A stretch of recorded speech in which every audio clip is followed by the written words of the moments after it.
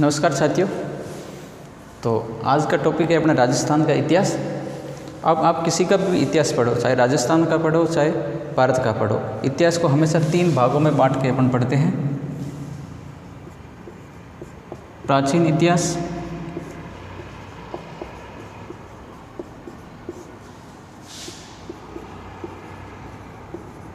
मध्यकालीन इतिहास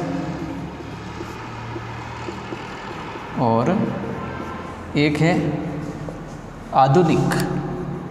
तो हिस्ट्री को 3 भागों में बांट के पढ़ते हैं। आधुनिक इतिहास, प्राचीन इतिहास, मध्यकालीन इतिहास और आधुनिक इतिहास। अब राजस्थान के इतिहास की बात करें तो प्राचीन अधिकतर अपन सभ्यता पढ़ते हैं। जैसे कौन सी सभ्यता में क्या मिला, क्या है। जैसे सभ्यता है कालीबंगा है, आहड़ है, बेराट है, ये सभ्यता पढ़ते। और मध्यकालीन में जितने राजवंश थे तो राजवंश के बारे में पढ़ते हैं। राजवंश के बारे में पढ़ेंगे। अधिकतर अपना इतिहास मध्यकालीन का है। राजस्थान का इतिहास की बात करें, आधुनिक वो इतिहास जिसमें अंग्रेज़ों का शासन था। तो वैसे अंग्रेज़ राजस्थान में तो राज करा नहीं था, उनका इतिहास शासन था नहीं। राजाओं ने अंग्रेज़ों के साथ क्या कर ली थी, संधियाँ कर ली थी। राजस्थान के राजा जितने भी राजवंश थे उन्होंने लगभग अंग्रेज़ों से संधियाँ कर ली थी। तो ये तो इतिहास है नहीं, अपने को पढ़ना है मध्यकालीन इतिहास। तो अपना आज का टॉपिक है मध्यकालीन राजस्थान का इतिहास।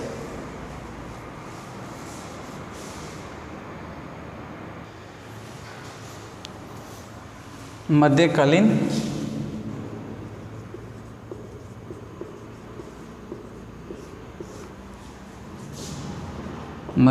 राजस्थान का इतिहास,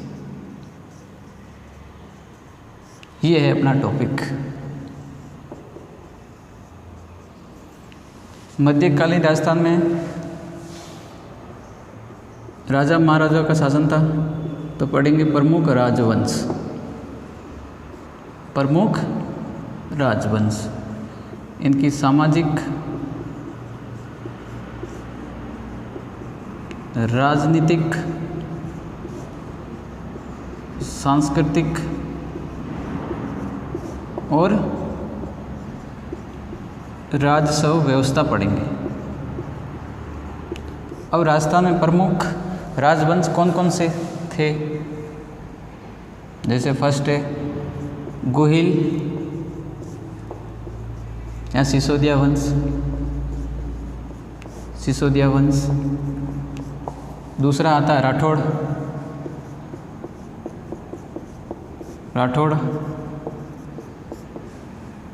राठौड़ के बाद आता है परमार,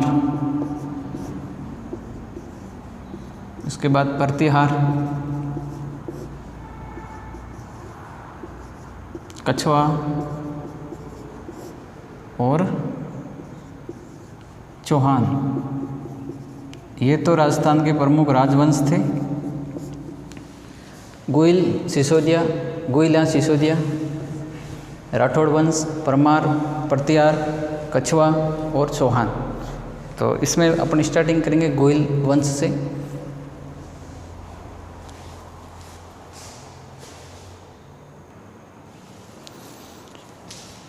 तो फर्स्ट वंश है अपना गोहिल या सिसोदिया। गोहिल वंश की स्थापना, अब स्थापना की बात करें, स्थापना की, तो इसकी स्थापना हुई थी 566 ईस्वी में। अपने हुए गौरी शंकर हीराचंद ओझा। उनके अनुसार के इन्होंने गौरी शंकर हीराचंद ओझा, इन्होंने बताया कि गोहिल नाम का राजा था जिसने, अपने इतिहासकार थे गौरी शंकर हीराचंद ओझा। इनके अनुसार गोहिल ने यहाँ 566 ईस्वी में शासन किया था। और ये जानकारी कि भाई गोहिल ने यहाँ शासन किया था, इसकी जानकारी अपने को एक अभिलेख सामोली अभिलेख उदयपुर से मिलती है। और ये जानकारी और कहाँ मिलती है, सामोली अभिलेख से भी ये जानकारी मिलती है कि गोहिल ने यहाँ शासन किया था। ये उदयपुर का है। और इस अभिलेख से ये भी जानकारी मिलती है क्या कि यहाँ जावर माता मंदिर और खनन उद्योग की जानकारी मिलती है, उद्योग की मिलती है। गोहिल वंश की स्थापना 567 ईस्वी में गोहिल ने की। किसने की? गोहिल ने की। फिर गौरीशंकर हीराचंद ओझा बताते हैं कि गोहिल नाम का एक राजा हुआ करता था, उसने गोहिल वंश की स्थापना की। और ये बात शामली अभिलेख में भी मिलती है कि गोहिल ने यहाँ पर शासन किया था। उसके बाद एक अभिलेख है, शामली अभिलेख से जावर माता मंदिर और खनन उद्योग की जानकारी मिलती है। जावर माता का मंदिर भी उदयपुर में है, उदयपुर में है।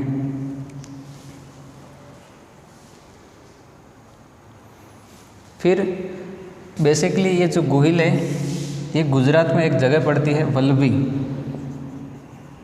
वल्लभी गुजरात में। वहाँ का एक राजा था शिलादित्य, शिलादित्य का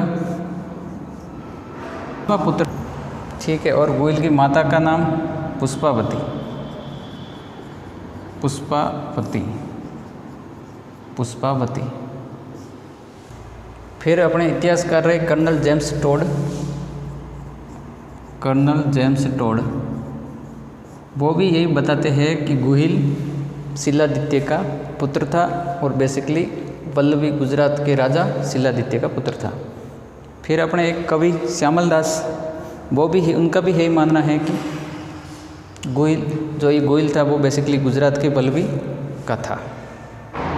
अब गोहिल वंश की टोटल 24 शाखाएँ थी, 24 शाखाएँ थी।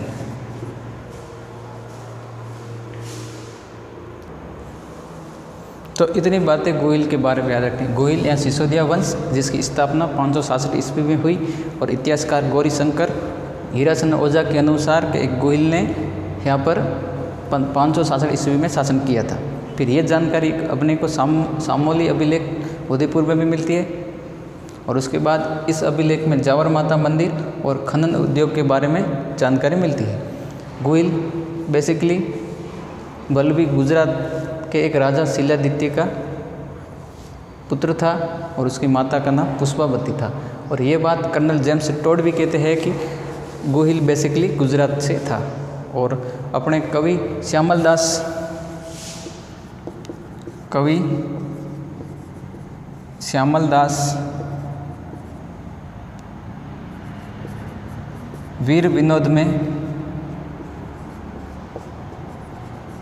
यही बोलते हैं कि गोहिल बेसिकली वल्लभी गुजरात का था।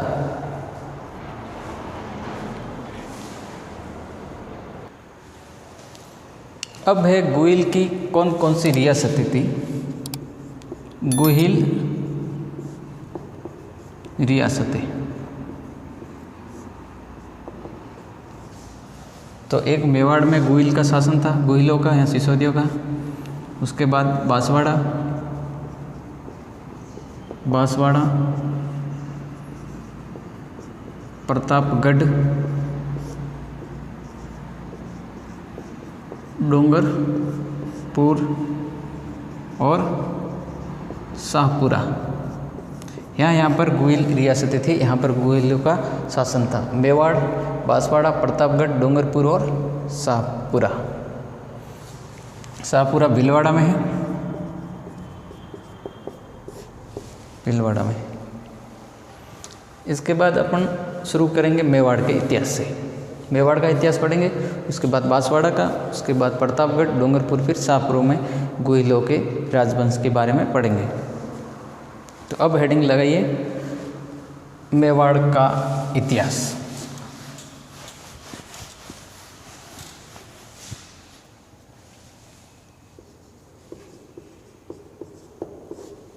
मेवाड़ का इतिहास।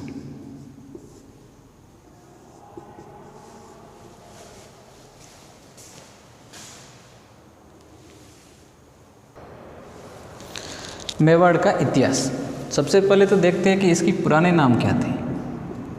मेवाड़ के प्राचीन नाम।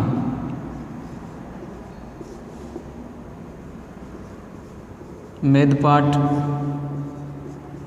प्रागवाट और सीवी जनपद। सीवी जनपद। तो मेवाड़ के प्राचीन नाम क्या है? मेदपाट, प्रागवाट और सीवी जनपद। अब मेवाड़ में गुइल वंश का शासन था। गुइल वंश का शासन था। तो अब मेवाड़ के प्राचीन नाम हो गए। अब फर्स्ट राजा कौन सा आता है उसके बारे में पढ़ते हैं।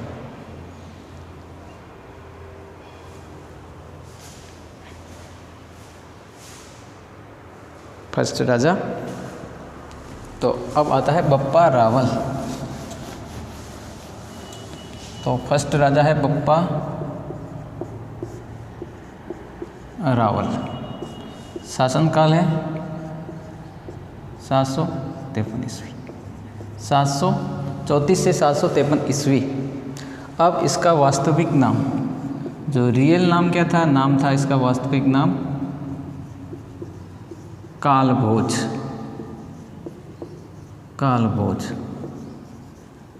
कालभोज। ये इनके एक गुरु थे हारित ऋषि। ये हारित ऋषि के अनुयायी थे। ये मान मौर्य को हराकर चित्तौड़ पर अपना अधिकार कर लेता है। ठीक है, चित्तौड़ पर अपने अधिकार कर लेता है। 34 ईस्वी में मान मौर्य को हराकर चित्तौड़ पर अपना अधिकार कर लेता है और राजधानी बनाता है नागदा। राजधानी कौन सी बनाता है? नागदा। नागदा को अपनी राजधानी बनाता है और नागदा कहाँ पर है? उदयपुर में। और यहाँ पर एकलिंग नाथ का मंदिर बनाता है। एकलिंग नाथ जी का मंदिर का निर्माण करवाता है। और मेवाड़ के राजा खुद को एकलिंग जी का दीवान मानते हैं। मेवाड़ के राजा जितने भी थे, मेवाड़ के राजा स्वयं को एकलिंग जी का दीवान मानते हैं। कि सब करता धरता हमारे एकलिंग जी है, हम तो बस इनके सेवक हैं, इनकी सेवा कर रहे हैं।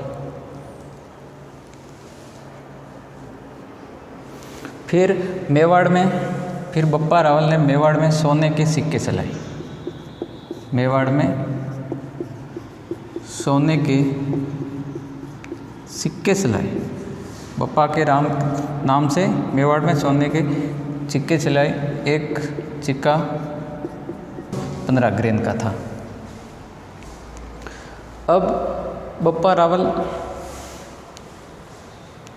रावल जिसका वास्तविक नाम कालभोज, ये हारित ऋषि का इसके गुरु का नाम हारित ऋषि था। और हारित ऋषि के आशीर्वाद से इसने 734 ईस्वी में मान मौर्य को हराकर चित्तौड़ पर अपना अधिकार कर लेता है। फिर नागदा में एकलिंग जी का मंदिर का निर्माण कराता है और मेवाड़ के राजा स्वयं को एकलिंग जी का दीवान मानते हैं। फिर मेवाड़ में अपने नाम के सोने के सिक्के जारी करता है। इसके बाद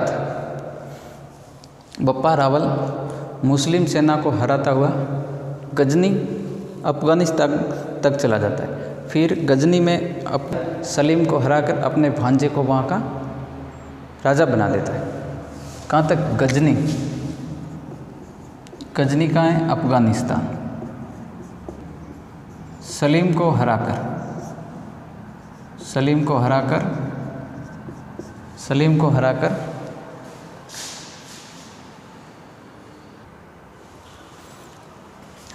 बप्पा रावल मुस्लिम सेना को हराता हुआ गजनी तक चला जाता है। गजनी इस सलीम को हराकर अपने भांजे को यहाँ का राजा बना देता है। उसके बाद अफ़गानिस्तान गया, बीच में रास्ते में आता है पाकिस्तान में एक जगह है रावलपिंडी।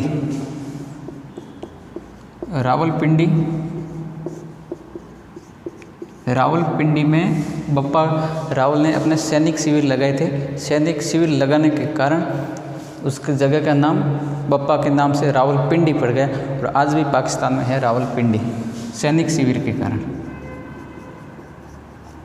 सैनिक शिविर के कारण पाकिस्तान की एक जगह है ये रावलपिंडी, ये बप्पा के नाम से रावलपिंडी के नाम से जाना जाता है, पिंडी के नाम से जाना जाता है, जो आज वर्तमान में भी है। इसके बाद बप्पा की उपाधियाँ, क्या क्या उपाधियाँ रही?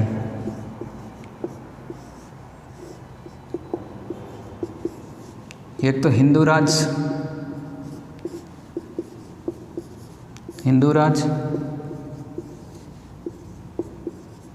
राजगुरु और तीसरी थी छकवे।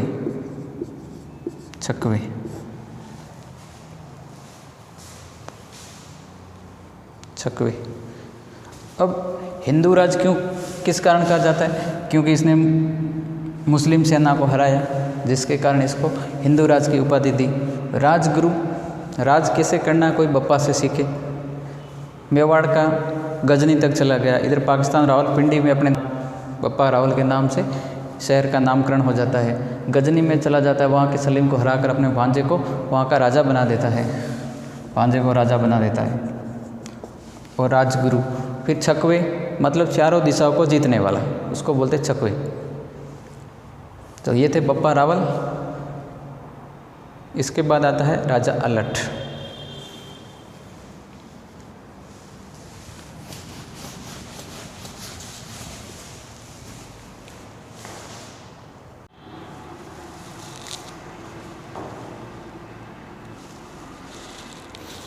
दूसरे राजा है अपने अलट। अब जैसे अलट, इसका एक दूसरा नाम था, अन्य नाम इसका, अन्य नाम आलू रावल। वैसे डॉक्यूमेंट में तो अलट नाम था और घर पे बोलते थे आलू रावल। अब बप्पा रावल के बाद अगला राजा बनता है अलट। अलट ने एक तो आहड़ को अपनी राजधानी बनाया, आहड़ को मेवाड़ की दूसरी राजधानी बनाया। उसके बाद आहड़ में एक बड़ा मंदिर का निर्माण करवाता है और मेवाड़ में नौकरशाही की स्थापना करता है। उसके बाद अलट की शादी हूण राजकुमारी हरिया देवी से होती है, जो राजस्थान की फर्स्ट इंटरनेशनल लव मैरिज मानी जाती है।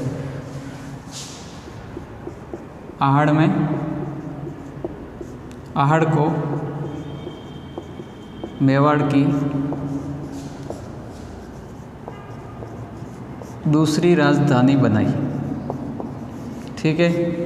और उसके बाद आहड़ में बड़ा मंदिर का निर्माण कराता है। वरा मंदिर का निर्माण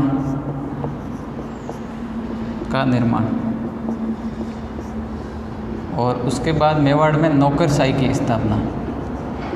नौकरशाही की स्थापना कौन करता है? तो ये करते हैं अपने अलट जी, आलू जी। नौकरशाही की स्थापना और हूण राजकुमारी